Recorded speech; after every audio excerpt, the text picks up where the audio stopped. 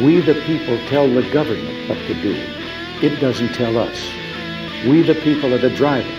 The government is the car. And we decide where it should go and by what route and how fast. Almost all the world's constitutions are documents in which governments tell the people what their privileges are. Hey everybody, welcome once again to yet another episode of Two Noobs Talking. It's episode number 93, and with me, of course, are my two good friends, John Tracy, Steve Murray. I am Matt Craig.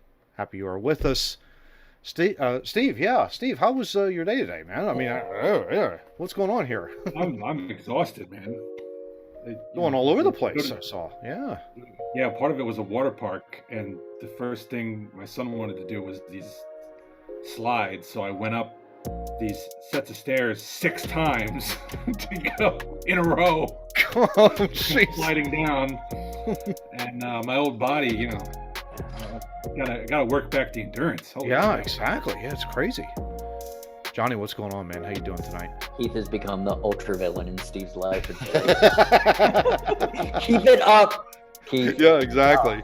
Needs an Your iPad. bowling form, though, Keith, let me tell you something. You got to go, you got to really curl that thing, and you can't go daintily down the aisle. I'll teach you something. I'll teach you something, kid. There you go. You got Johnny. He bowled 300. Yeah, he bowled a 300 game. Yeah, I have a shit shoulder from it. I bowled a 300 in Wii There you go. twice. There you go. Twice? I did not. That's I shocking.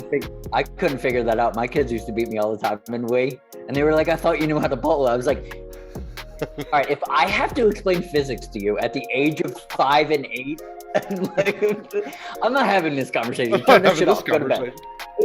It's all about repeatability of the, Yeah, exactly. Well, guys, as we do with tradition, I mean, we have to figure out who wore the episode number, right, in the city of Philadelphia. We actually have a pretty decent list of players. Yes. Or 93. Let's start off with Javon Curse. freak. The Freak. Signing, free agent signing on the defensive side in 2004. And, of course, got us to a Super Bowl. I mean, he was one of the all-time... From the Titans, I believe, right? Exactly right, yeah. I think he was only there for about 5 years. Yep. Yeah. We also had Timmy Jernigan, who also won Super Bowl with us, 93. Yeah. I have no issues with that, man. There you go. Johnny, you got to love this guy. Pat Neshek was also Philadelphia Philly. Another one I like. Yeah. 93's coming up. We love that. Yeah. We were like looking at his stats, and his stats were like really, really good. Very underrated pitcher. All that kind of stuff. It could be used out of long relief or short relief. Didn't matter. One of those like what's that, Steve? Funky delivery. Funky delivery. Yeah, absolutely. Yeah, but lunch pail guys we like. Yeah, exactly. Go up, do your job. We also had on the Flyers side, Peter Nedved wore 93. I think he was only here for a cup of coffee, maybe? Yes. Of other major franchises in a long career in the NHL where he's pretty decent. Exactly. He wore 93 pretty much everywhere, right? Yeah. That was another one where he was a pretty decent player, and we got him at the wrong time. Yep. A little too late, yeah. I can All of a sudden, my temperature's starting to rise a little bit. Yeah. And then we have Alexei Zherdev. He was only here for a cup of coffee. I remember that. Nick Zherdev. Thank you. Not Alexei. Nick Zherdev. He was a project. They thought they were hoping Laviolette could unlock his offensive potential. And that was Laviolette's kind of deal back then. Yeah. He could take a player that had a lot of talent and not a big head and slow it down and kind of make it work. That was he was one of those temperamental Russian guys, Yeah, hit 10-cent brain. $100 million talent, 10-cent brain. Blood pressure continuing to rise over here. But then we also had Jake Voracek. Jake Voracek played for us. And I'll take all the heat from Philly fans. Jake Voracek's probably one of my favorite players all time of the Flyers. Yeah. I loved watching that dude play. Yeah. He was a consistent 20-goal scorer. Hockey guy. He was a consistent 20-goal scorer. You remember those years, Johnny, when we had consistent 20-goal scorers? But he was Yeah. also a playmaker. I like him.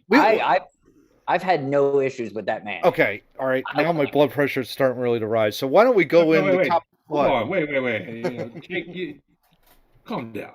Jake Voracek here for about 10 years. Yeah, you can't hate on I liked him. He was a good player. No, yeah, I mean, little too pass happy, but yeah, I love Jake Voracek, and his not beef the goal with scorer. Crosby. His beef with Crosby was fun. Yeah, his beef with Crosby was fun. That's true. Yeah, Not the goal scorer we needed, but that's also on the Philadelphia media, because when you trade for a guy that's a playmaker and they call him a goal scorer, most people think that he's going to be a goal scorer when he's a playmaker. yeah, maybe that's the Philly media. problem. Yeah, It's on Philly media. is that Philly media or is that Flyers management, Johnny?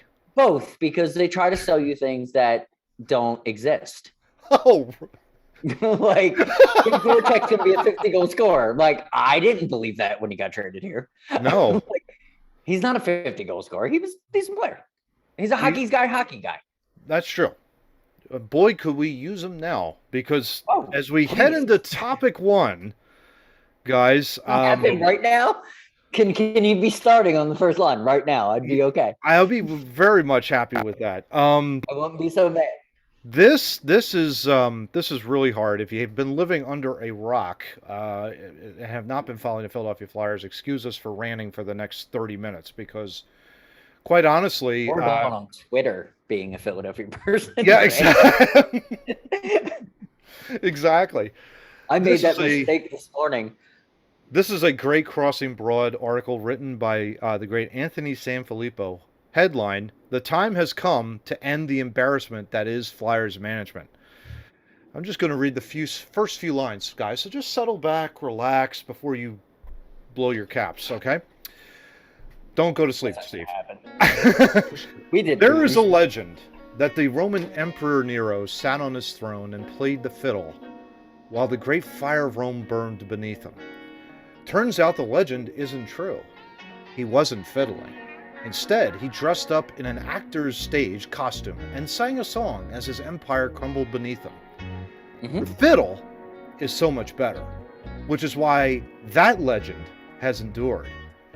Fast forward a couple of millennia, and you'll find a repeat performance might be taking place from an office at the Wells Fargo Center, assuming Flyers governor Dave Scott is in town. Because what has happened on his watch is the absolute burning to the ground of the once iconic franchise he was handpicked by beloved founder and former chairman Ed Snyder to oversee. That's because if he thought last season was rock bottom, he could have never anticipated GM Chuck Fletcher digging through the floor further to find scorching hot lava and letting it erupt and consume the entirety of the franchise. End quote. Steve, before I start to lose my mind, What a damn good take writer. it from here. What a damn good writer he is. It's a great line. Yeah. He's such a good writer. Oh my gosh. I love him. So where do we even begin with this? Because we clearly don't have a GM with much in the way of integrity right now, and it seems content to trade away picks like they're candy, and we're not getting anything in return. Seems like, I don't know. What are your thoughts? Well, just to set the stage for everyone who has been living under a rock, the whole reason for what is to follow is that there was a star player in the NHL by the name of Johnny Gaudreau, who grew up across the river He can play a little. in a decent part of New Jersey. And he can play a little. He scored 15 points? 115 points last year. Yeah. And correct me, how many goals? Did he get 40? Probably has. I think so. He might have got 40 goals last year. I think he was. If not, he was in the 30s. So grew up across the river, wanted to play for his hometown team. Because he scores 38 goals instead of 40. Just to make a comparison of a good goal scorer. Like, he's a good goal scorer. Johnny Gaudreau He had 40 goals and 75 assists last year. He Yeah, was a he plus can play. 64. He could play a little. He can play. Yeah, he Yeah. can play. Right wing, I believe, right? Mhm. Yep. Okay. So grew up That helps. across the river, wants to play for his hometown team. Yep. we happen to have a desperate need if we're in an aggressive retool for a star player. And Shocking. we sat was it Wednesday? Aggressive I don't retool, even you say? remember. Aggressive was retool, you say, All Steve? Wednesday. Yeah. All Wednesday we sat, and it just got worse and worse and worse. And then Chuck Fletcher held a press conference at 5 p.m. after signing depth players and saying, "Yeah, we're done." So there went. Yeah, and in case you want to actually listen to that press conference, I don't know why you will. I'm going to throw that up on the in the card in the upper Yeah, don't right-hand listen corner. to it. You don't. Warning! Spoiler alert! Do not click into that card in the upper right-hand corner of the screen. Don't do it. Because sandpaper is more grating than his voice right now. Go on, Steve. And if anyone listened to us last week and they Yeah. heard us, it's all good. We're all good. That's because the draft weekend, there seemed to be a plan in place. Yes. Okay. Really? Yeah, there was a plan in place as of last week. There was a plan. As of last week. As of last week, there was a plan in place, and we Look. all felt pretty comfortable about that plan. So we didn't want to jump the gun. We didn't want to. That's We didn't true. want to roast the franchise like Twitter likes to do on draft picks that actually seem to work. Seemed to possibly could work out for them No. If because the that was only the first step. right. But that's the point. If the plan is, as Dave Scott and Chuck Fletcher told us in January, this is an aggressive retool, blank check. Yep. Trading for a guy who has a checkered history for a 2-year deal Some would call is him the a kind of gamble you make when you are aggressively retooling. Hey, we're going to take a chance on this kid because he's got a good ceiling offensively, could help our power play, help us contend. You're absolutely right. On the aggressive retool, you would take a guy that is that your franchise isn't going to like at first, but when they see him play, because he can play a little, that's a move to where you add a superstar, you add an extra guy, you're adding to your team and you're making your team better than it was.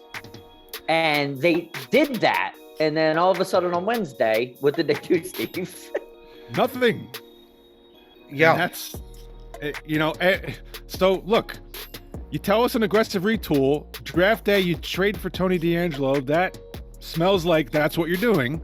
Yeah. Because that's a gamble. You don't do that when you are holding back and you're just going to play out the season on a rebuild. Then you cut or you waive Oscar Lindblom on Tuesday. Yes. Beloved player, cancer survivor. To make cap room. Sounds like you're making a play for Goudreau. Yep. Okay.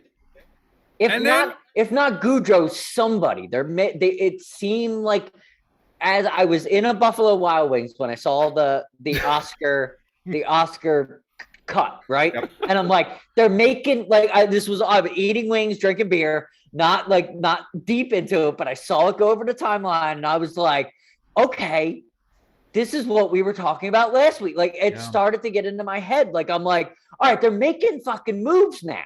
They're starting to think for themselves. They're starting to make something good could happen. I get the pre-production with you guys, and the shit barely hit the fan while I was on the road for a minute. Pretty much, yeah. This is also from San DiFilippo's article here. And then refused to pay the asking price to take JVR. Miss out on Goudreau and every other big-name free agent. Refused to make any hockey trade to try and improve the team. Used the money saved by buying out Lindblom to bring back Justin Braun to a 1-year deal. Which, hold on, by itself is fine. Yep. That in and of itself is fine. You need depth defensemen. Yes. He's on a 1-year deal. It's relatively cheap. Yep. In and of itself, bringing back Justin Braun is A-okay. No problem. Yep. No issue with that one. Signed tough guy, fourth liner Nick Delorier, 31 years old, to a 4-year, $7 million contract. And then add a handful of AHL players, including Tony Grosnick, a 32-year-old goalie. who has played all of 4 NHL games, to serve along with Phoenix Sandstrom. 5 NHL games as the backups to Carter Hart. And so the author asks, a little bit of competition. what was the plan? We don't know. Look, you can discard the depths, the Phantom stuff. Right? The guy they brought in to compete, it was going to be Sandstrom and Fedotov until, as we Fedotov detailed last week, I think that Fedotov was tossed in a gulag, basically. Yes, basically. For no good reason. He's in the Russian Navy. Yeah, he is in the Russian Navy in the Arctic. Which isn't Russia mostly landlocked? Pretty much. Like, your Navy, like you got to go pretty far to be in your Navy. I would say so. So the backup to Carter Hart was going to be inexperienced anyway. Yes. But, so again, not an issue. Delorier, not an issue except for the price tag. Term. Yeah. Well, the annual price tag is also not horrible, but you gave him 4 years. 4 years. Why? Fourth line guy. Yeah, like that is a 1 to 2 year deal at most. It could be a 2 per. That's fine. Like if it's a 2 for 4, I'm cool with that. It's a fighter, a guy that can fight, a guy that can grind, a guy that can play under fourth line. I have no issues with those numbers at this point. Like in 2022, most fourth liners that we grew up loving would probably make $2 million at this point because they were making, 100,000 back when we liked them. But inflation, Joe Biden knows. It's fine. So if it's a 2 for 4, that's fine. I'm good. You make $2 million a year for 2 years. I'm okay with that. But I'm not okay with a 4-year term. Yeah. For a guy that has 80 some odd points in his career, I get he's a fourth line guy. I get that. But guys, come on. No. You have to score goals. They have. Who do they have? Your point even more. You don't give a 4-year term to any hockey player if they're not going to go fourth line, third line, second line in those 4 years. Yeah. This dude is not. He might go to left wing to right wing. Like he's not, maybe he'll be a third liner. Now, I don't know about you guys, and Steve probably would know a little bit more than I would, but when we had Nate Thompson here on the fourth line, I would think like he was pretty good, and he was a 1-year guy. And they brought him back. So he looks at Delorier and says, yep, 4 years. This is Fletcher I'm talking about. 4-year deal with this guy? It doesn't make any sense. No, and Anthony Sanfilippo basically just says, huh? And then Fletcher proceeded to add seven fringe players, most for the minor league level. And of the 7, 4. Kevin Braun, Kevin Connaughton, Cooper Marotti, Louis Del Pido were either previously signed by Chuck Fletcher in Minnesota or who came up through the Flyers ranks. And Sanfilippo rightly asked, that's a plan? That's an aggressive retool? No, that's horse manure. Certifiable grade A stock horse manure. Well, now we get to the problem. Yeah. The problem was, the optics look horrible because you cut Lindblom, and now it looks like you cut Lindblom and you're basically signing Delorier to a 4-year deal with Lindblom is the fourth line player that would be playing most likely in that spot that you signed. Yeah, it's not a good look, but here's where the problem was. They needed to clear more cap space to get Goudreau. He got what 9.8 average annual value in Columbus. From Columbus, yeah. And he probably would have taken a little less to be here. He turned down 10 plus to stay in Calgary. So I'm sure he would have taken 9.5 here. But you had to clear that space, and the guy who was the prime candidate to clear that space was JVR. Yes. 1 year left. I think he's a $7 million per guy. God. That would clear some space, but you need to load up to. Well, that's the problem. So when this was first reported, the rumor was, well, in order to move JVR, they would have had to sweeten the deal with a draft pick. And it was a first-round pick. And we all were like, well, if that's the Florida first-round pick we got from Giroux, given all the other draft picks you've traded to acquire these not quite top-level defensemen the last couple of years, why in the hell wouldn't you do move that pick with JVR basically to trade for Goudreau? Yeah.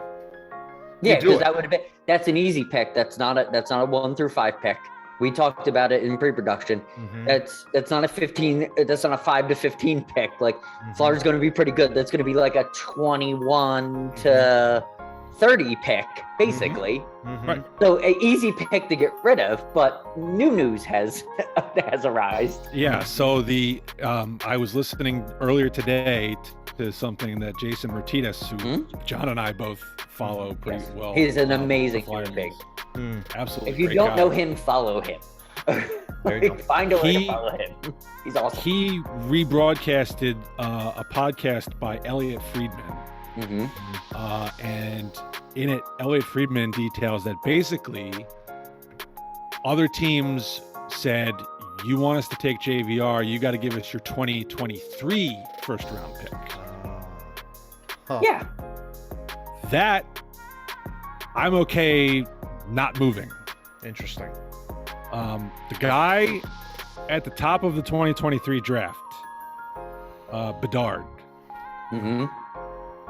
the guy who was supposed to go first this year, Shane Wright, he ended up going fourth, but he was projected all season to go first. Mm-hmm. The comparisons for him were to Patrice Bergeron. Mm. Now, don't get me wrong. I would love to have me and Patrice Bergeron on our team. Yeah, if I could get one of them, that would be awesome. Yeah, exactly. Yeah. Carbon This copy. guy's Patrice Bergeron. Yeah, I'll take that any day of the week. This guy, Bedard, Mm. his comparisons have been to Connor McDavid. Interesting.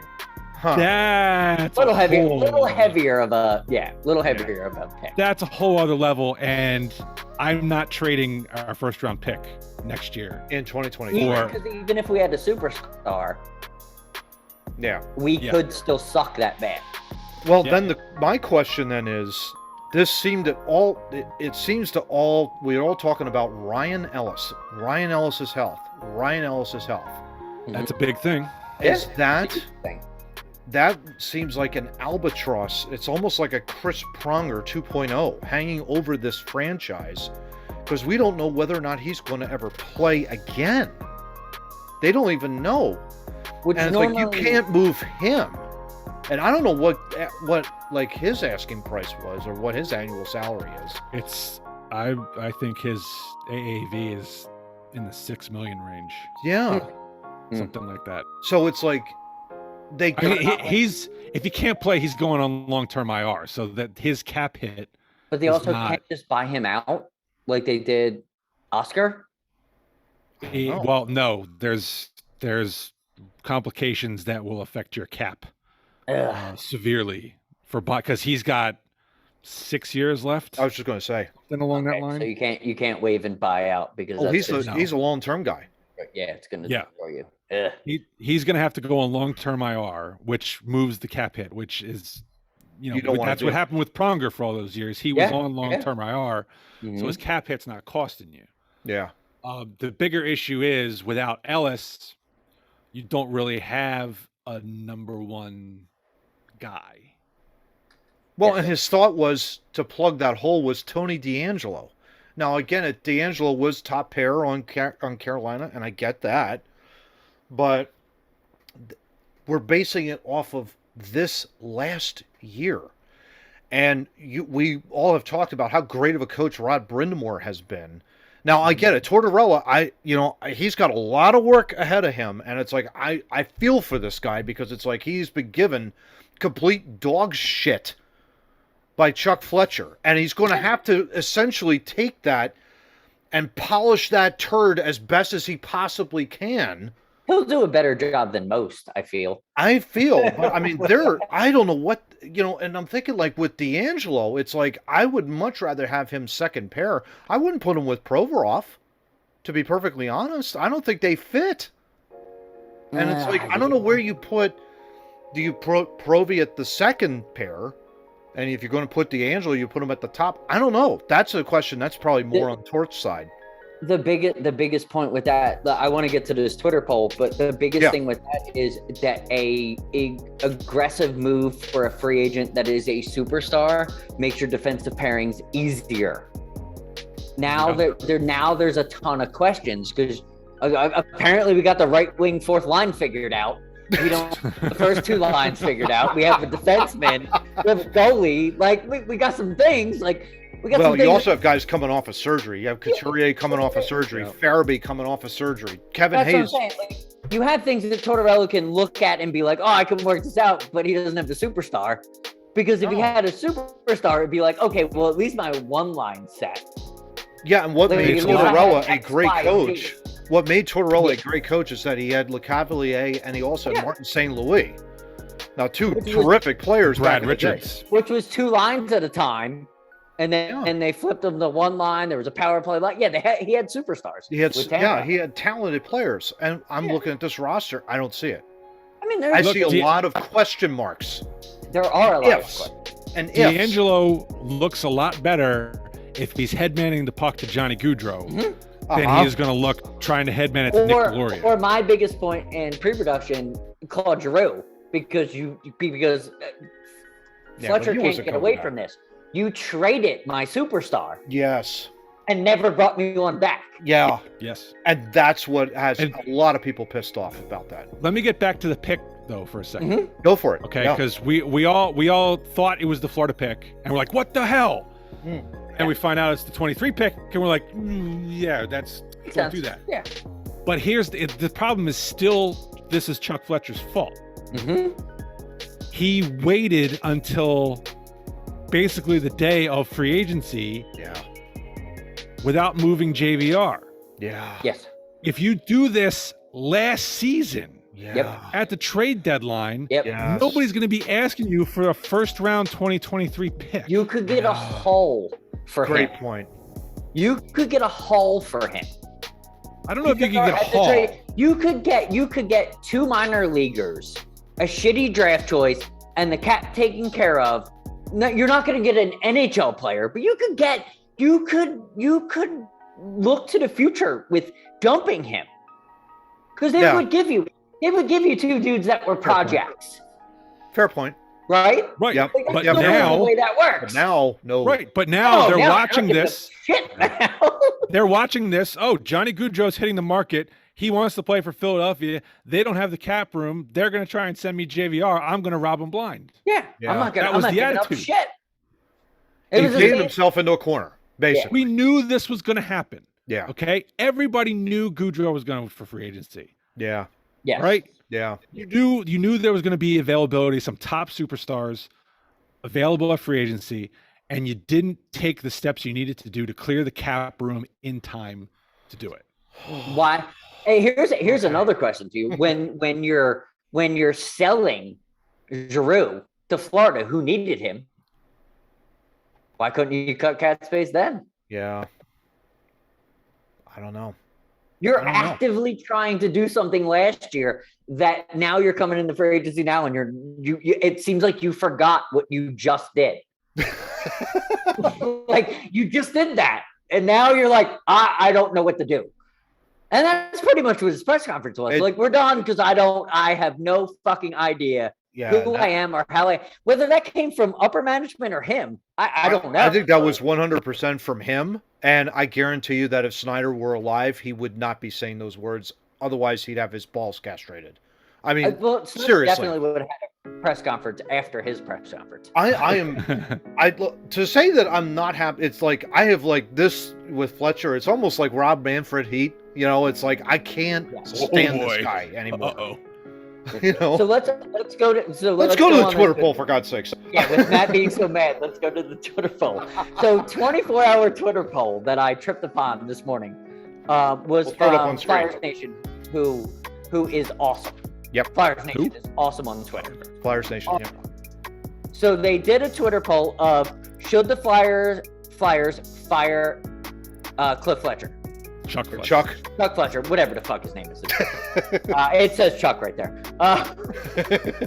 So you got your reading glasses on there? Yeah. This is 14,000 people voted in this 24-hour Twitter poll.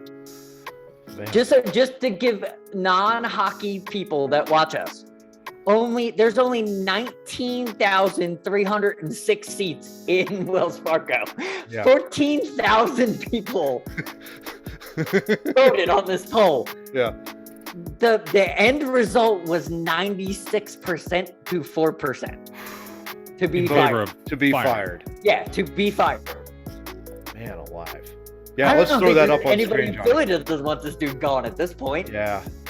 I mean, well, and let's face it, you have, of the other three franchises, you have the Phillies spending a ton of money. 9.5 back at the time of this recording of the wild card, or Yeah, you know, in they're not terms doing of bad. division, No, but they're not right well. there in the wild card. They're making a push. You got the Sixers, who At least convinced it's James enjoyable. Harden to take less money, you know, and they're trying to, you know, okay, what do we have to do this week? The Eagles are looking great. They're kind of drafting well. They're building up their, you know, and they've got a trade for A.J. Brown. And you got the rinky-dink Flyers over here kind of going like, oh, I don't know what to do. Duh. Look, Wednesday would have been a lot easier on everybody if they had said back in January, yeah, we got to tear this down and rebuild. Yeah, Right? that's I mean, my if problem. we were legitimately in rebuild mode, everybody would have been like, oh, we're signing Nick Delorier. Okay, big deal. Got Yeah. Justin Braun back. Yeah, we're big deal. gonna figure this thing out. Yeah. Yeah. But you When you- sold us an aggressive retool. Yeah. And the reason, I mean, John's Twitter poll was funny because last weekend it was split, Yeah. Yep. you know, on the D'Angelo thing. The people who wanted to rebuild hated the D'Angelo thing because you don't trade for a D'Angelo when you're rebuilding. Yeah. The Exactly. people who liked the D'Angelo trade were like, all right, this means we're gearing up. We're gonna give this a shot. Hmm. Now everybody hates it because what just happened shows you don't know what you're doing. You want the best of both worlds and you're not getting it. You're not getting it. Yeah, it's a clusterfuck of a complete attempt. You're right. Of a retool, Steve. I mean, it is like, if this is their idea of aggressive retool, they failed miserably. And I mean, they would have to essentially now redefine what that means. What does that mean when you say that? Ultimately, like, and that really boils me over. It's not just the incompetence, but it's the lack of integrity. It's like, if you're going to be aggressive and you say it in a press conference, you better damn well back it up. And to be honest with you, signing fourth line guys and a questionable first pair defenseman and a lot of ifs. I heard a ton of ifs. If Couturier is healthy, if Kevin Hayes returns, if Travis Konechny does this, if the power play is somewhat mediocre. That's a ton of ifs. And it's like, dude, like, stop. The problem with the Flyers is they talk themselves into ifs, and ifs. And then reality, bam, hits them right in the face. They get staggered. They don't know what to do. And it's like, oh, well, we got to level set and reset ourselves. And, well, but we're living in Philadelphia. We have to have an aggressive retool. And so they pick themselves back up. They talk if, and if. Reality hits them right back in the face again. They knock themselves back over. They have to pick themselves back up. It's an endless cycle. And And it drives me crazy. Fletcher's press conference, you know, somebody asked him, one of the media said, you know, you sold us on an aggressive retool. What do you say to the fans who feel now that you missed out on Goudreau? It would be one thing if they're like, oh, we offered him a contract and he said no. You know, that's, hey, Yeah. you made an effort and it didn't work out. That's Yeah. easy. You screwed this up. Yeah. Okay. And now, so the question to him was, well, what do you say to the fans who feel like they've been sold a bill of goods? Yeah. That, you know, aggressive retool. And Yeah. his response, like, shocked me. Yeah. It's like, oh, well, you know, we're still aggressively retooling. We're going to be harder to play against. That's not what an aggressive retool is. Retool is? You Aggressive don't have a retool is- superstar. We're Yeah. making a push. We're going to sign big free agents. We're gonna, you know, be a contending team. That's what an aggressive retool is. Yeah. We're going to sign a guy like Johnny Gaudreau in the offseason. Yeah. Okay? It's not. It's not that at all. Oh my gosh. Yeah. So, what's the over/under? They've won 25 games, guys, to close this up. 25 games last year. I'm going to set that as the over/under. Do we have any comment? I'm going to say over. Okay. I'm gonna say under. You think you're okay? You think Tortorella? Tortorella is good at getting the most out of his players. Mhm. Getting more, sometimes even more than I think they have. Mm-hmm. So that's going to help getting Couturier back will help. I'm gonna say So push. I think I'm not saying much more than 25. Yeah, no, I understand what you're saying. But- That's why I'm going for push. I'm going for under because push is still under. So I'm thinking 25. So, Hey, you never know. Maybe we'll get Bedard at the end of the day. Well, here's the thing. Everybody's like, "Oh, we got to tank." Even if you tank, Yeah, and you're not you're the guaranteed number first one. team, Yeah, you still have a 75% chance that you won't get that Yep. first round exactly. or first pick. Yeah. So that's, to me, it's like, just win some games. Yeah. Entertain me this season. All and right? normally Try. have a group that Bedard has is they're underrated and they're always as good as he is because they underrate people when you have a top superstar. Yeah. Drafts are different when there's a top guy. It's just they're just different. So you might actually fall at 3 and get a decent player that you didn't think you were going to get. Man, True. to go from that off season to years ago when Jeremy Roenick was signed. Danny Briere. Yeah. Danny Briere. That was a magical offseason. Yeah, God, I miss those days. I do too, Johnny. I do too. It's topic number 2 as we're boxing, shadow boxing. I love it. Oh my gosh, this is great. So guys, here we go.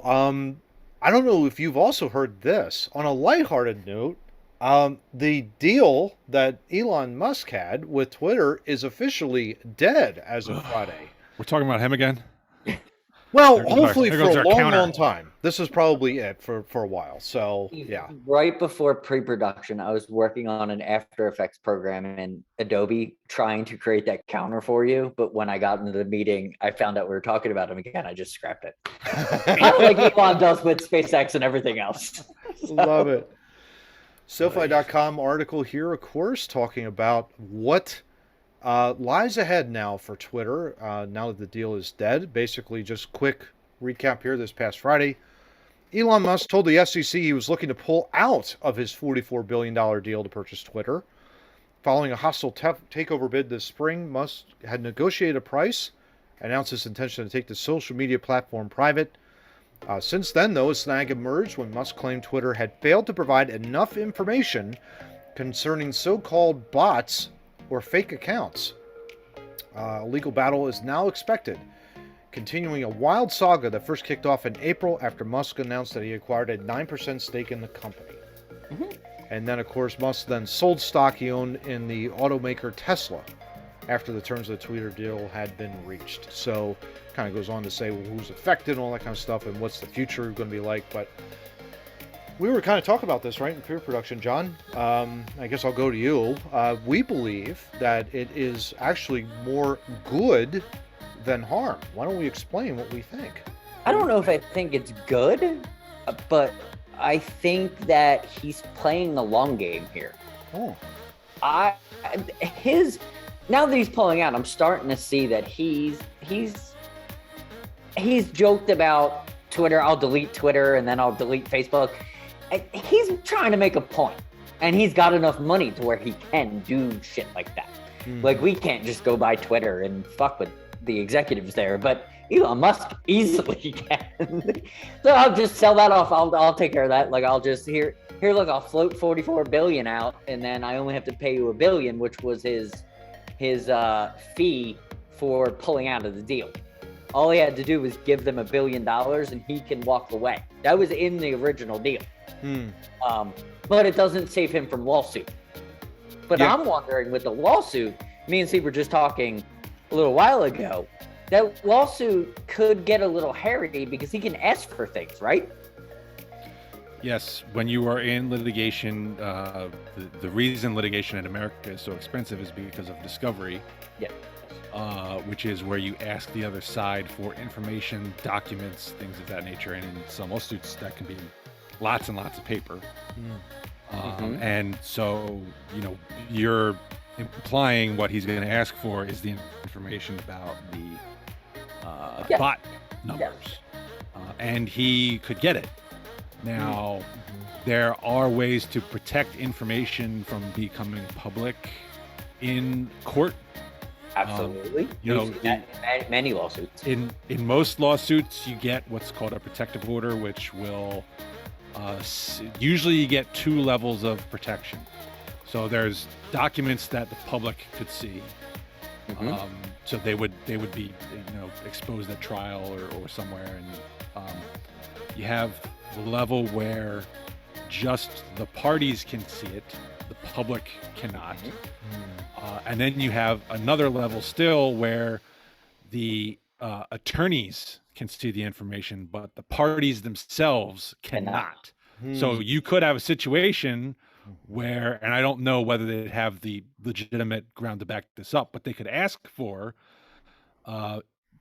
producing the information to Musk's legal team, asking for attorney's eyes only protection, in which case Musk will never see it.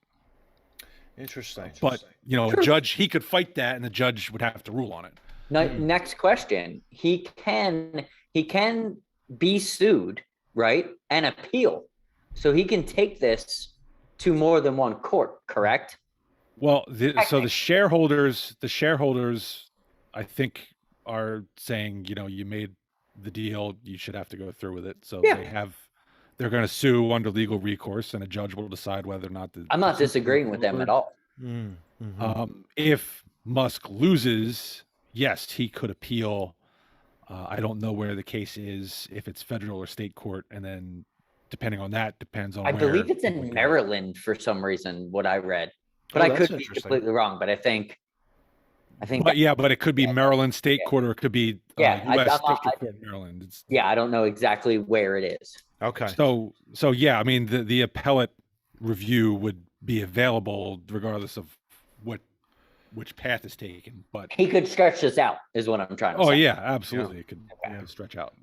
So this is also a very interesting piece here from the SoFi.com article I pulled up, guys. Some industry observers say Twitter has been weakened by the highly public negotiations, as well as the perception it has too many fake accounts. It's possible the company seeks out a new buyer in an attempt to turn things around, but regulators have been strict about mergers, making the process challenging. It's also hard to find buyers with deep enough pockets. Twitter will be forced to focus on rebuilding its business, all while listening closely to what its lawyers have to say. End quote. That's where I'm thinking, billion. They're not getting $44 billion from another buyer. Yeah, exactly. This has put a smear on them a little bit. They don't seem they do very good practice, business. No, because I mean, $44 billion. Come on now, like even Zuckerberg, that piece of shit, was offered 3-4 times the amount of money that his platform was worth. That dude he'd be posing in pictures with Elon on the beach, and he'd be like, and he's a piece of shit. So Twitter is now starting to look like they're owned by not so nice people. I guess the only question I would have is, why was it so high? Like it's a social media company, and I get that, but why was it so priced so, like $44 billion to me doesn't seem like a whole heck of a lot, especially when it's free, unless it's more on the advertising side, and maybe that's it. Well, that was the whole point of a couple episodes ago. We talked about that with the advertising. Twitter's advertising was through the roof. Like 17, 18, 19, 20, the revenue that they came in. So it makes it a very viable, but what Elon Musk is saying is, I'm buying this for $44 billion. And I don't think that's right.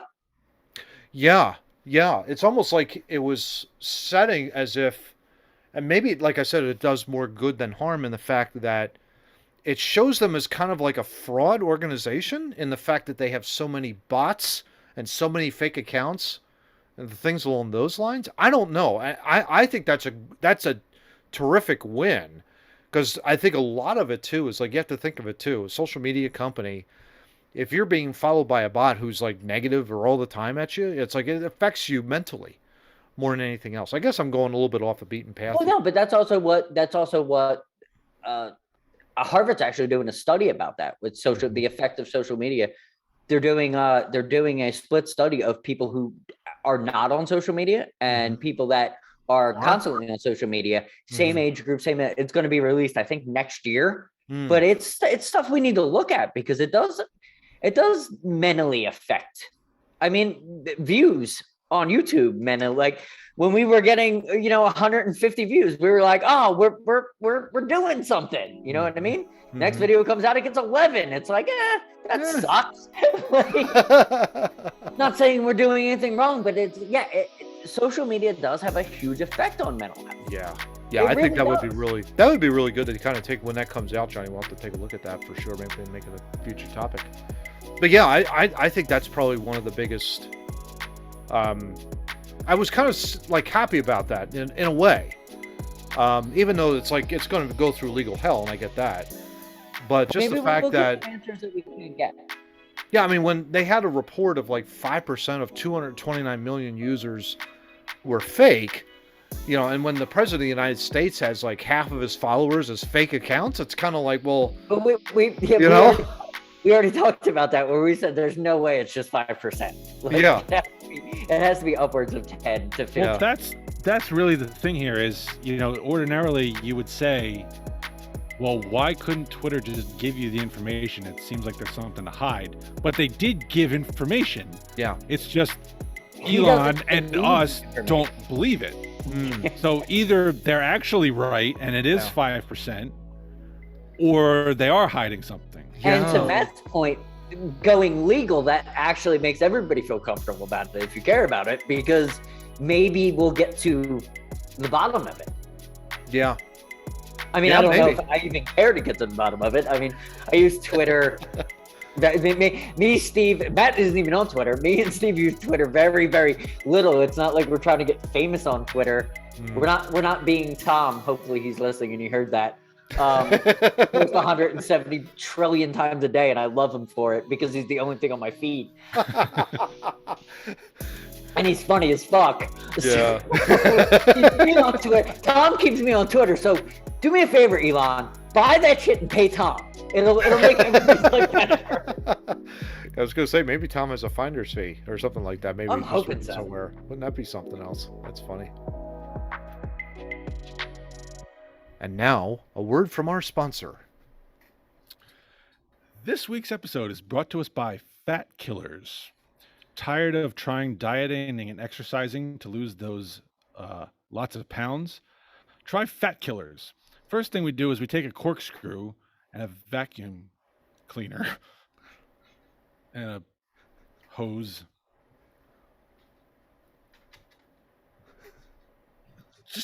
Just exercise. Just diet and exercise. Don't listen to me. Just exercise. All right, guys. So here we go with topic 3. As we starting to lighten the load a little bit, and I'm feeling much better. It's kind of like when Homer and Bart were on that spaceship to the sun with all those horrible celebrities. Yep. They decided to just eject, and their heads, blew up in the vacuum of space. But at the same time, they're like, the stress was over. I don't have to talk about Elon Musk. And I also want to make this point too, because I know there's one guy out there in North Carolina that listens to us, that called my comments heinous. To that one guy, I just want to apologize. I'm not a heinous individual. I just want you to know that right now. I really do like you a lot, bud. I'm just telling you right now, even though you are my Newman. Bastard. But in any event, moving on. No, I thought I've always loved you, so Exactly. Topic 3. This is interesting. SciTechDaily.com, guys. In case of climate emergency, deploy space bubbles to block out the sun. So what's going on here? So you read in the article, a proposal currently being developed by a transdisciplinary team at the Massachusetts Institute of Technology, or MIT. So it's legit. Absolutely. It also sounds expensive. Suggests an approach that would supplement current climate mitigation and adaptation solutions. Space bubbles, inspired by an idea originally proposed by astronomer Robert Angel, is based on the deployment of a raft in space consisting of small inflatable bubbles with the goal of shielding the Earth from a small portion of solar radiation. The project is part of a solar geoengineering approach, a set of technologies aiming to reflect a fraction of sunlight coming to the Earth to contest climate change. So, Steve, being the scientist that you are in training on the physics side, I believe, right? If my memory serves me right. Correct. What do you think of this? This sounds very intriguing and interesting. You know, the first time I read this article, I remembered there's the scene in the movie Armageddon. When they first find out about the asteroid coming, and they have a bunch of scientists at NASA all like spread around a table, like proposing ideas, and there's dudes like, he's like, oh, we want to deploy this big giant sail. Yeah. And they like unfold a sheet of aluminum that's like the size of the table. And Billy Bob Thornton's like, come on, guys. We're NASA, for God's sake. Can't we think of something? That crossed my mind the first time I read this. But Kind of funny. It makes some sense. I mean, if you have these bubbles out in space, you're not going to have the problem of atmospheric pressure. So your ability to expand them will be a lot easier. Mm-hmm. I think somewhere in the article, though, it says we're going to have to deploy them to basically the size of Brazil to make it work. Yeah, the raft itself, researchers hypothesize a craft roughly the size of Brazil, composed of frozen bubbles, would be suspended in space near the L1 Lagrangian point. I'm hoping that's probably a butcher on that. Sorry about that. A location between the Earth and the Sun where the gravitational influence of both the Sun and the Earth cancel out. Oh, the equilibrium point. Yeah, the equilibrium point. So, of course, this proposal addresses many questions. How to engineer the best material for the bubbles to withstand outer space conditions, because we are talking about extreme amounts of radiation. Yes. How to fabricate and deploy these bubbles into space. How are you going to get them up there? How to make the shield fully reversible. I almost feel like more expensive than the toaster that they just put up there. And what are the potential long-term effects on Earth's ecosystem? A lot of unanswered questions, obviously. Well, the part about getting it up there is the fact that they have the idea that bubbles that can inflate is actually good, because they'll be smaller when they leave Earth, so it'll be easier to get them out. It's a lot harder to get a Brazil-sized thing up off the Earth, and it would be something that you could, blow up, like an inflatable pool or something. Yeah, exactly. So at least they're thinking on that. That's a good idea. Yeah, Johnny. I mean, what do you sound smart? Yeah, well, this goes back to many moons ago. No pun intended. Yes, where they wanted to fly aircraft around over and over again, so it would just block. It would block the radiation. Yeah, exactly. So they're using things that are probably better. They're saying in the article that they can complete with this. They feel like they completely reverse global warming. That's interesting. I mean, I don't know if it's ever completely. I don't know where we all stand on the global warming or the Green New Deal or anything like that. But can we completely reverse it? That was my issue with the article. It was like, really, like completely? Great question. Look, the way greenhouse warming works is light from the sun comes in. Yes. And the greenhouse gases block it from getting back out. Yeah. Yes. And so it's retained, right? Yeah. Yes. So the idea is, if you cut off some of the energy supply from the source, Understood. not as much of it gets in, so not as much of it's going to get trapped. I mean, it has groundings in decent science, but No, I think it makes amazing sense. Like, I'm all for them doing this, but completely reversing, I don't believe in such erroneous claims that you can do it all. Like, if you would have came to me and been like 82%, 93%, I'd be like, yes. You're like, I'm 100% going to turn this thing around. Yeah. Okay. Like, because all I have to say is, you got bubbles and gases come in, how the fuck gas is going to get out? I think you have a great question, Johnny. I keep going back to what you just said. You know, I don't know how we feel about the Green New Deal and all that kind of stuff. For me, it's like Green New Deal, no, not in favor. But I am in favor of science. I am in favor of doing whatever we can to try and limit the amount of warming that is happening. Could you completely reverse it? I don't know. I don't know the answer to that question. That's my really only question to this whole. I love the idea. I love the whole concept. I don't know if it's. I mean, it's interesting. And that's my could these bubbles? I mean, my only fear would be like, okay, you're suspending them kind of in space, and you have to make sure that it moves along with the Earth as well. You know, that kind of deal. You can't just have them sitting out there. Well, MIT is way smarter than us, so they probably have a plan for that. I would think they would. I don't know how they would fucking do it, but I'm sure they would fucking do it. I don't know. I don't know the answer. I mean, it's going to be interesting. They say here's another part of it. While addressing climate change necessarily requires lowering CO2 emission on the Earth, other approaches, such as geoengineering, could supplement such efforts if current mitigation and adaptation measures turned out to be inadequate for reversing the ongoing climate change trends. Solo geoengineering has been theoretically proved to be a valuable solution for supplementing current efforts for CO2 emission reductions. What solar engineering is, I have no earthly idea. Well, so you said solar engineering? Solar geoengineering, which is a set of technologies. I'm just reading.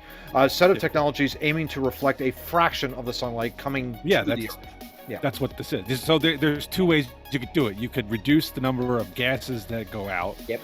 Right. So you reduce the amount that's in the atmosphere that's keeping the radiation from getting out and warming the planet, or you take in less light from the sun, which is what I said. So I mean, that's I'm more in favor of the Futurama plan, which is just move the orbit of the Earth further out.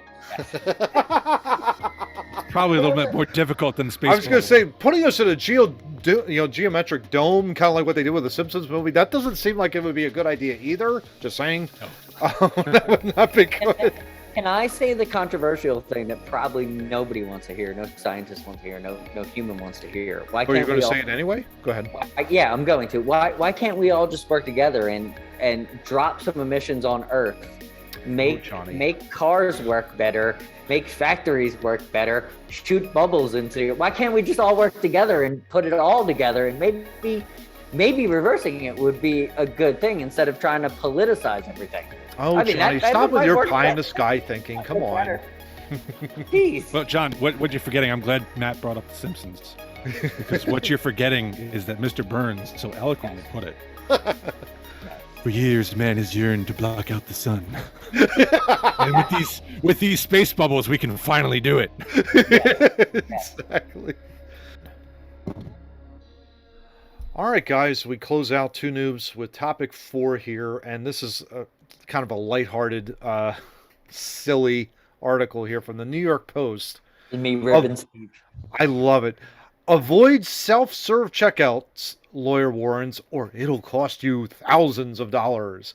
And I took notice because I use self-serve checkouts all the time. I do too. I've been guilty of this too. Using a self-serve checkout counter could get you framed for stealing, warned one lawyer on social media.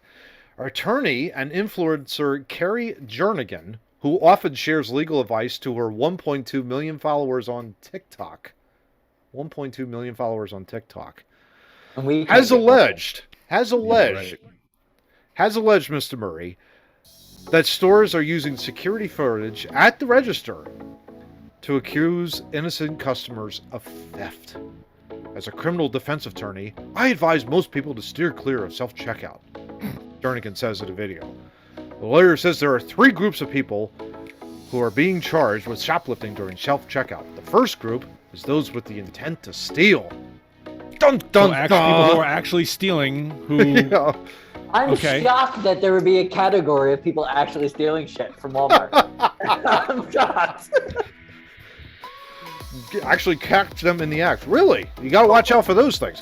The second category is what she calls the theft by mistake group. These are the people that I generally think just forgot to scan an item. And they walk out with the... Okay, that could... I actually have a story of that. This was when I was on the road in Idaho. Yep. I was rushing because we were leaving Idaho Falls and we were driving all the way to Boise, and I was grabbing some stuff from Walmart because I knew I wouldn't have time when I got to Boise to go shopping because we had like an early job. I was in self-checkout and I was going so fast that the alert, it like stopped me and it was like, please wait. And on the video in Walmart, it literally showed me, I put it across, but it didn't scan. Simple mistake. The clerk was like, oh, is that item? I was like, okay, bloop! And then I paid for it and went on my way. So there are things involved that stop that. I mean, they use weight sensors in the bagging area to tell when you've put something in there, and it's got, I guess, a general idea how much that's supposed to weigh. And that's exactly what that was, because the machine stopped me and it was like, hey, I need an adult. The adult came over. Yeah. It was like, what do you want to do, computer? The computer was like, he didn't do that. She went, that wasn't done. I went, oh, well, that makes sense. So There you go. we had adult supervision there. Done. What I hate, We're on our what I way. hate is when they malfunction. Because it's like, you scan it, you put it, and it's like, please put it in the bagging area. So you put it in the bagging area. It's like, please put the item in the bagging area. I'm like, I did put it in the bagging area. Please put it in the bag. And you shake the bag, like, all right, it's jostled around, feel it in the bag. Please put the item in the bag. Shut the fuck up. It's in the bag. Please scan your next item. Thank God. My God. This says here, too, despite the potentially innocent mishap, these folks do frequently face charges because the big box stores aren't going to spend their time and resources trying to figure out if you did it on purpose, Jernigan said. Well, so just be careful when you're scanning. That's also not true. I mean, you could have the same issue. You could have the same issue going through regular checkout. If you forget to pull something out of your shopping cart and put it on the what you call it, conveyor. Yeah. Same thing. Here's a good example. We've got 2 cats, so we buy cat litter. We don't put the cat litter in with the rest of the groceries, for God's sake. We put it underneath. Yeah. Well, maybe you forgot to pick it up from underneath and scan it. You can have the same problem. It's not a self-checkout issue. The self-checkout isn't the only problem. The third and final group, guys. Here's the third one. This is great. The third and final group of the people I can't wait for Steve to go off on this one. she called the truly innocent.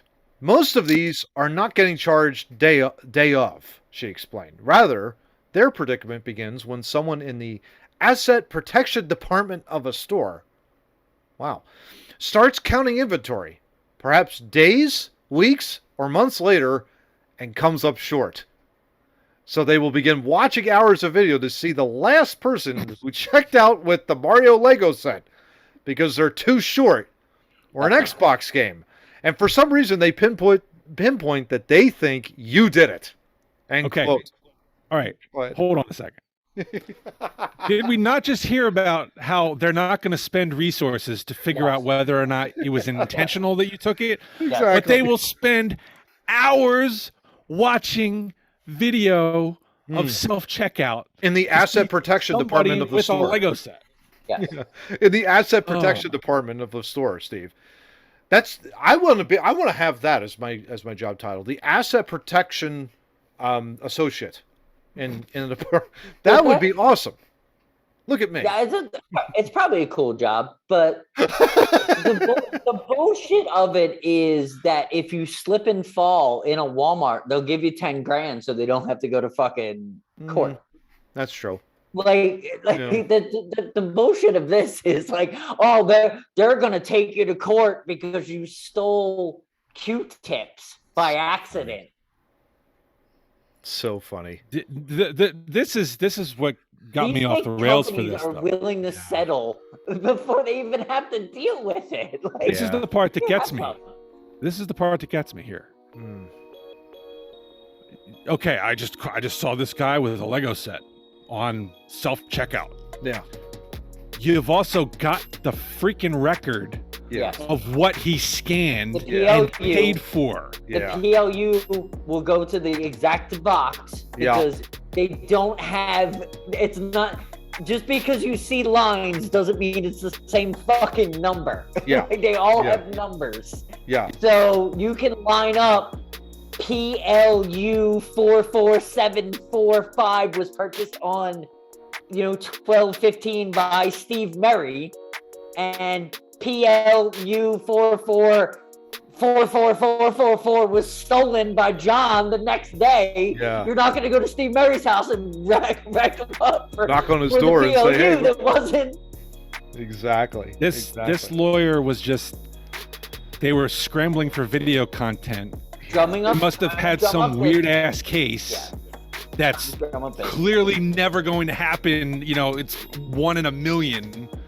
To try and look relevant, and here we are talking about them. This obviously. is really ridiculous too. According to Jernigan, wow. mega retailers like Walmart usually have to present very little evidence to get an affidavit for warrants on the charges.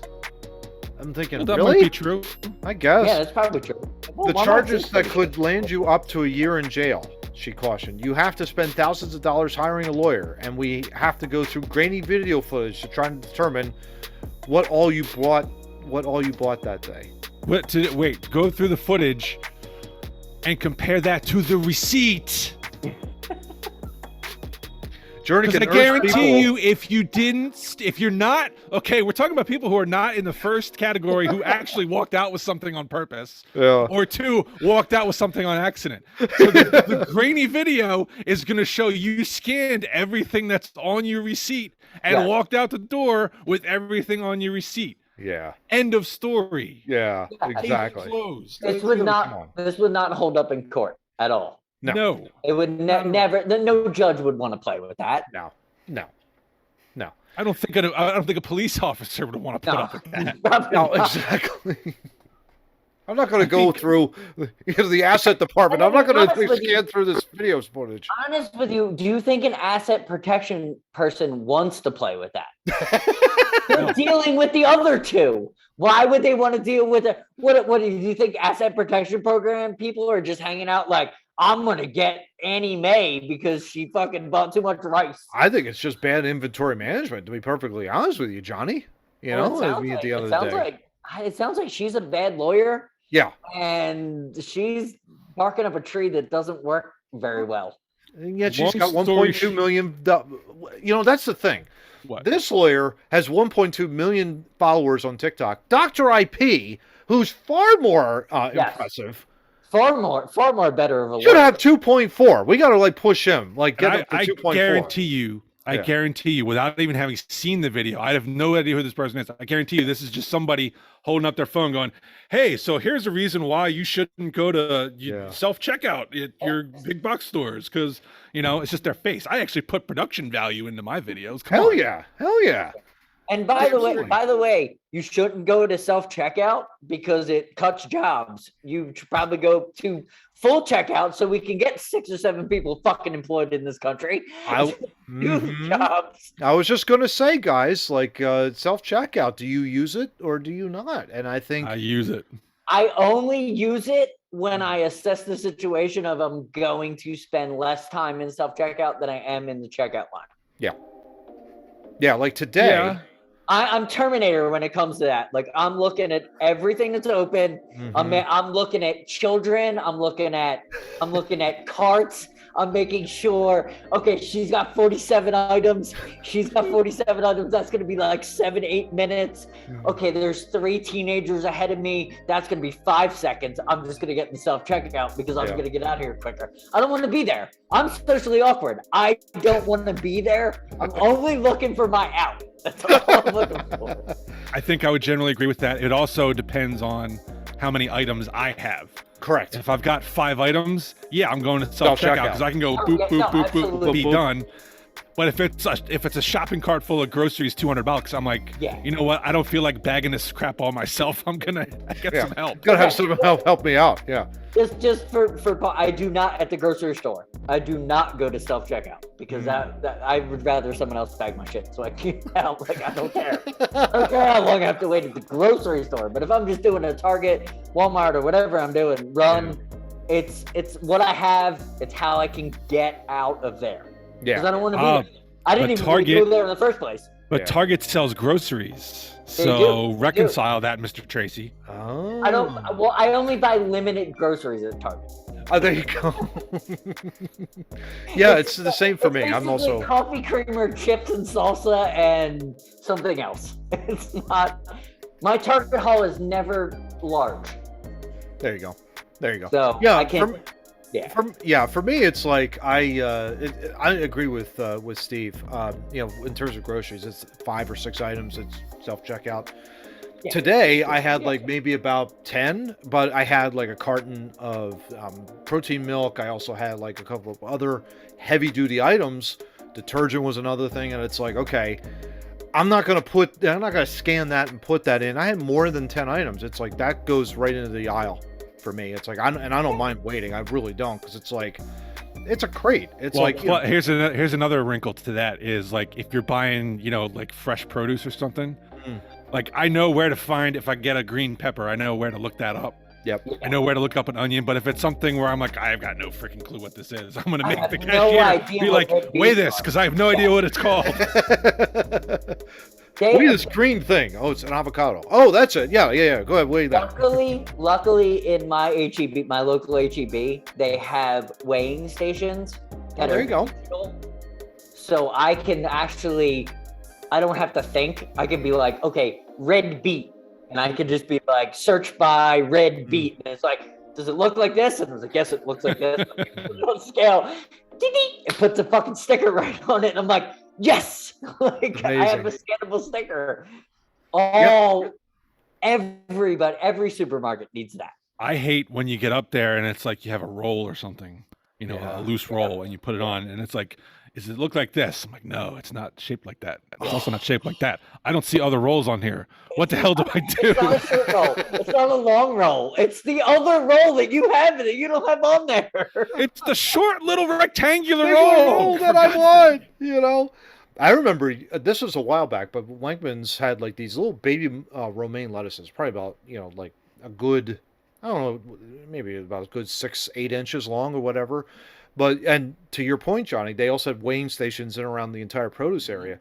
In order to get the sticker, though, you had to know the PLU number, or whatever, four-digit number, and you would have to weigh it on there, and calculate it, and sticker would come out, and bam, right on the bag. So yeah, that's how I would do it. Yeah, and there would be a lot of times where I would go in and I would have that thing scanned. A couple of like, the guy or girl that was like serving me in the aisle would be like, "Oh, thank you for doing that," because a lot of times they're trying to find it in their inventory, and okay, where is this? And they can't locate it and all that kind of stuff. It delays everything. That's funny. I have a great story. I won't say it's a major chain in the United States. So I went in, I got a 6-pack of beer and a sandwich because I was on the road. I was somewhere in the Northwest.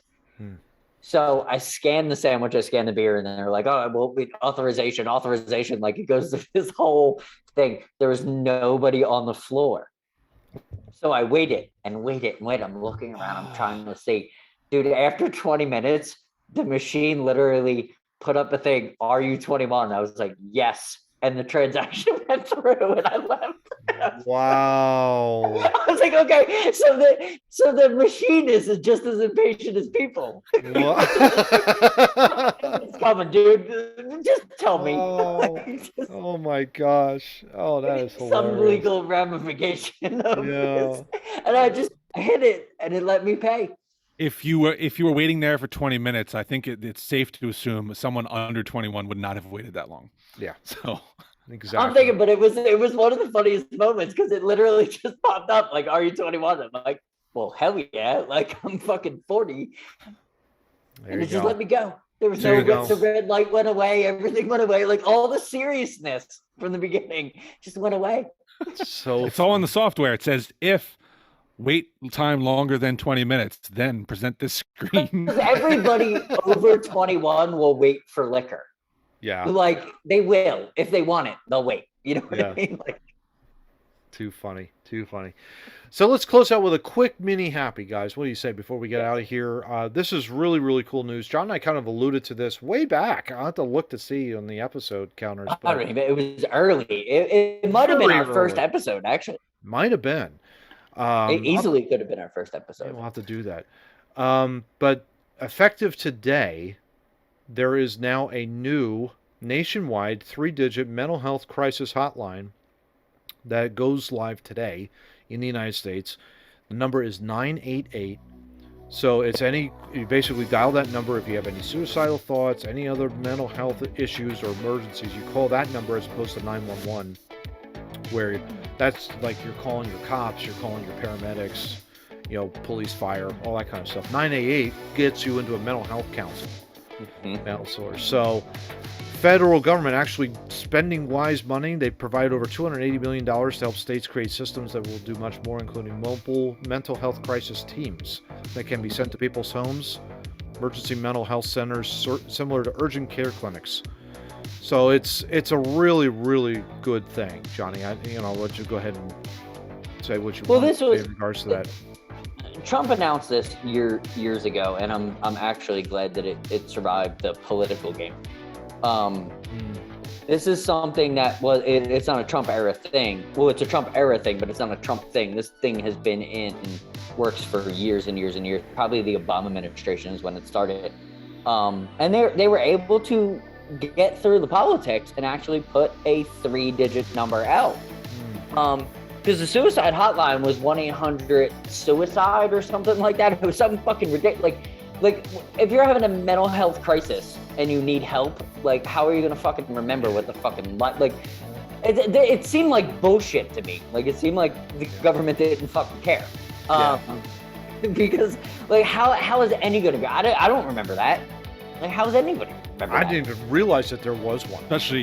Especially if you have a mental health issue serious enough to have to call it. Yes. How are you going to remember that number? 988, and we talked about this, I think it was in our first episode of Two News. We talked about how important it would be to have something because 988 is it's a good number. Like that'll click in your head. Like you remember, just like 911. Remember, we were pre-911, our generations, right? I think you're pre 911. See, maybe you were probably really young, but Maybe. it was in around when you were born. Maybe. Okay. I didn't know 911 never exist. Yeah, 911 didn't exist. You actually had to call your local. You had to know. Had to call the local police department. Yeah. Interesting. Yeah. Huh. So my thought process is knowing that and seeing this will be good because future generations will have a 988 number. Just the same as we have a 911 number, which is very simple. Because 911 dispatchers are normally, if you ever had to call 911, they're pretty decent in how they, like, is it an emergency? No, okay, well, you need to hang up. They're logical if you have to do it. Having someone that's logical in a crisis is a great thing. So having a mental health hotline it's just as good as having a 911 hotline. Yeah, it makes, absolutely. I don't know why they didn't fucking do it at the same time. I'm confused why it took so long. It makes sense. Well, it's good it's happening now, obviously, in regards to that, for sure. Yeah, I mean, it's like anything that can be done to help and make it faster and quicker. Yes, and if you ever had a mental health crisis, please reach out to your friends or family. Nobody will turn you away. I just want to say that like 100%. Like, don't. Yeah. I deal with. Yeah, and that goes for the both of you too, by the way. Yes, I deal with mental health. You could call me. I don't want seriously. No, we don't have to. But if we did, we would. You know what I mean? Exactly. Like that. But the biggest thing is please, God, don't put your friends and family through what we've gone through. Yeah. Losing people and not having them here now, enjoying what we're doing. Just reach out. You're not burdening anybody. There you go. Nobody is burdening anybody. Like, please reach out. My phone, I know Matt's phone's open, Steve's phone's open, my phone's open. Like, we're not going to fucking turn you away and say you're bothering us. We will fucking get you through it. We will figure it out. We might not have the answers, but we'll sure have some fucking humor for you. Absolutely. Yeah, absolutely right. Just reach out. That's all I have to say about that. Well said. Well said. And on that note, guys, that ends episode 93 of Two Noobs Talking. It's been great to be able to spend some time with you both, as always. And just to get off a lot of frustration and lightheartedness. It's wonderful. Combination of all those things. It was great. So I feel like a bubble floating in the right above the earth. I feel like a jet trying to do what the bubble is doing. Well, I feel like nice and grounded. I'm more relaxed now. All of the stress that I had like 20 minutes ago is all gone. It's great. But you got Love to it. breathe in. You got to breathe in. Yeah, breathe in, breathe All out. that diaphragm, Yeah, all my stress absolutely. is trying to edit this thing to get it to Matt until he gets up the tree. So why don't we close the door here then, Johnny? Where can people find us on Two Noobs, man? Real quick. Well, sometimes. Facebook, TikTok, Blackbird, Twitter, if Twitter wants to do things, Instagram. Short videos that lead us to... That's our YouTube channel, the Two Noobs Talking Podcast. Like, share, subscribe, get notified when our episodes appear. Wednesdays at 7, local time, Eastern time. And on the audio side, Steve, where can people listen to us? On the audio side, we are proudly hosted by Podbean, which gets us into all different kinds of programs, including Glenn's favorite, iHeartRadio. Love it. Much love, Glenn. We got Much you, love, Glenn. We love you. Although he wishes to point out that he does sometimes catch us on YouTube, so he's not exclusively iHeartRadio. But if he has to be our iHeartRadio whipping boy, I guess, for lack of a better term, he's okay with it. There you go. But you can also find us on That's Google said by his Podcasts. big brother, right there. He is a Cowboy fan. Yeah. We can't be totally, we're also available on Google Podcast, Apple Podcast, Spotify, Pandora, and Amazon Music. There you go. And anywhere else that you get your podcast from on the audio side, we're all over the place. We're Googleable.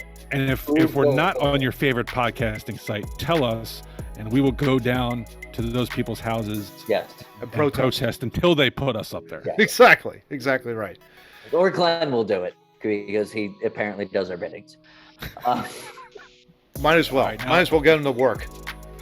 All right, guys. Well, that's it. It's on the 94 next week. And until then, Oh, great. The Ryan Ellis episode. the Ryan Ellis episode is coming up. At least we have ND Kalu to love. There you go. Talk to you all guys next week. Take care.